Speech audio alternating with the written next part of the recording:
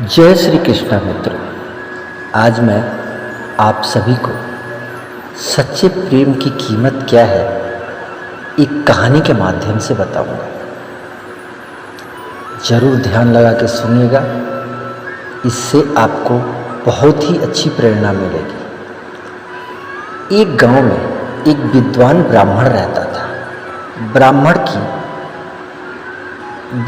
की धर्मपत्नी कुछ साल पहले एक बीमारी की चपेट में आकर परलोक सिधार गई। लेकिन ब्राह्मण की एक सुंदर और सुशील बेटी थी जिसका नाम चंद्रप्रभा था।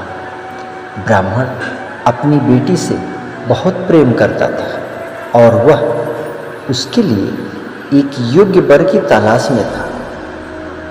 ब्राह्मण प्रतिदिन प्रातःकाल संध्या वंदन करके आसपास के गांव में भिक्षा के लिए जाया करता था। इस दौरान चंद्रप्रभा घर पर कामकाज निपटा के पानी लेने जाती थी। तत्पश्चात भोजन बनाती थी। भिक्षा से आने के बाद ब्राह्मण भोजन करके शास्त्रों का अध्ययन करता था।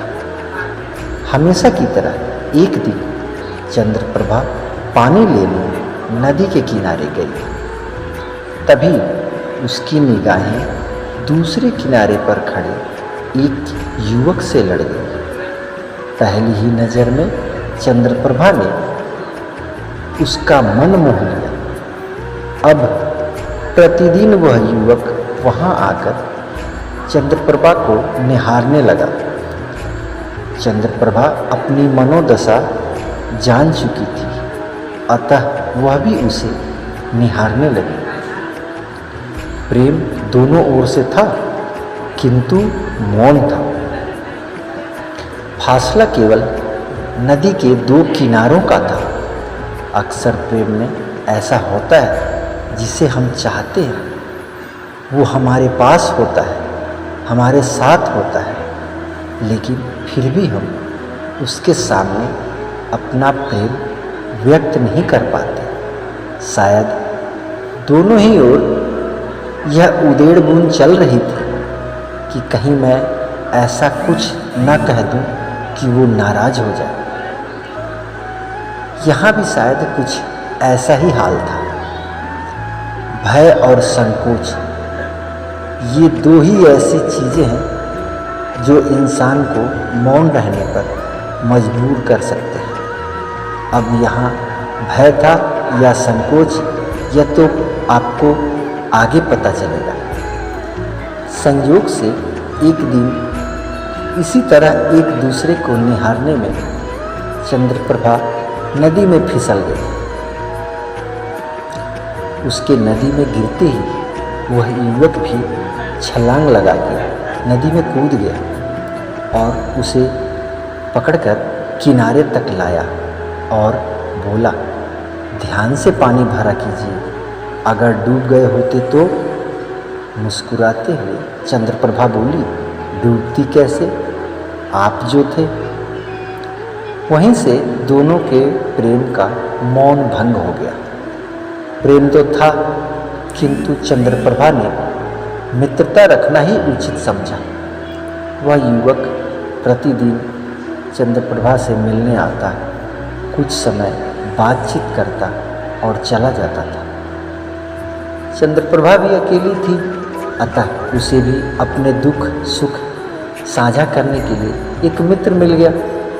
एक दिन उस युवक ने चंद्रप्रभा के सामने विवाह का प्रस्ताव रखा। चंद्रप्रभा ने कहा, मेरा विवाह मेरे पिता के अधीन है, अतः उनसे बात करो। तो वह युवक दूसरे दिन आने की कहकर चला गया। दूसरे दिन वह चंद्रप्रभा के घर पहुंचा। जलपान करके उसने ब्राह्मण के आगे अपना मनोरथ, कहने का मतलब कि अपने दिल की बात कह सुनाया। ब्राह्मण विद्वान था। ब्राह्मण ने कहा, क्या तुम मेरी बेटी को जानते हो? उसने हाँ में उत्तर दिया। ब्राह्मण ने दूसरा प्रश्न किया कि क्या तुम मेरी बेटी से प्रेम करते हो? उसने उसका उत्तर भी हाँ में ही दिया। अब ब्राह्मण बोला, यदि तुम मेरी बेटी से प्रेम करते हो तो प्रेम की कीमत बताओ। यह सुनकर युवक बोला, आप जो चाहें मांग ले, मैं देने के लिए तैयार हूँ। ब्राह्मण बोला, प्रेम करते हो तो प्रेम की कीमत भी तुम्हें पता होना चाहिए। यह सुनकर वह युवक चौंक गया और सोचने लगा कि प्रेम की क्या कीमत हो सकती है। तभी ब्राह्मण हंसते हुए बोले, नहीं पता तो पहले प्रेम की कीमत पता करके आओ, फिर मेरी बेटी का हाथ बांधना। यह सुनकर वह युवक घर से निकल गया और जो कोई राह में मिलता उससे प्रेम की कीमत पूछता। भटकते भटकते उसे कई लोग मिले पर किसी ने जवाब सही नहीं दिया। एक अजनबी मिला जिसने बताया कि यहाँ से थोड़ी दूर पीपल वाली पहाड़ी पर एक विद्वान रहते हैं, वह तुम्हारे प्रश्न के उत्तर अवश्य देंगे। वह दिन भर चलते चलते पीपल वाली पहाड़ी पर पहुंचा। पीपल के पेड़ के नीचे महात्मा जी ध्यान मुद्रा में बैठे थे, अतः वह उनके आंखें खोलने का प्रतीक्षा करने लगा। जैसे ही उन्होंने आंखें खोली, उस युवक ने जाकर उनको प्रणाम किया और बोला, स्वामी जी, मुझे एक प्रश्न का उत्तर जानना है। महात्मा जी बोले, बोलो, प्रश्न क्या है? तब युवक बोला, मेरा प्रश्न है कि प्रेम की कीमत क्या है? महात्मा जी हंसने लगे और बोले, पगले, ये प्रश्न तो तू खुद से पूछ। जो तेरी कीमत है वह तेरे प्रेम की कीमत है।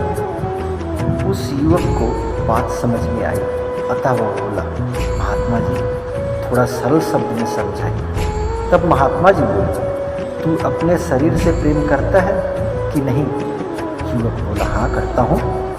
तब महात्मा जी बोले, तो अपने शरीर की कीमत बताओ। तब युवक बोला, महात्मा जी कैसी बात करते हैं?